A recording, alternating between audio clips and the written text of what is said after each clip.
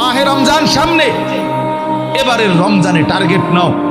30 দিনের রোজার মাধ্যমে দিল থেকে আল্লাহর কাছে এইভাবে 30টা দিন হাতে গুনে তুমি আল্লাহর সাথে ওয়াদাবদ্ধ হও যে আল্লাহ 30 দিন আমি রোজা রাখবো। এবং যৌন চাহিদা, লজ্জাস্থানের চাহিদা, অশ্লীলতা, বেহায়াপনা, নর্তকী, নাচ গান, উলঙ্গ ছবি দেখা, নারীকে নিয়ে চিন্তা ভাবনা, মেয়েকে নিয়ে অশ্লীল চিন্তা ভাবনা, অবৈধ কোনো প্রেম সম্পর্ক, হারাম কোনো রিলেশন, এই সব ত্যাগ করে বন্ধু 30টা দিন মনোযোগ দিয়া রোজা রাখো, তারাবি পড়ো, ইফতার করো, সাহারি করো, তাসবিহ পড়ো, তেলাওয়াত করো, কোনো আলেমে দ্বীনের সাথে উঠা বসা করো, ইমাম সাহেবের সাথে সম্পর্ক করো। ইনশাআল্লাহ দেখবা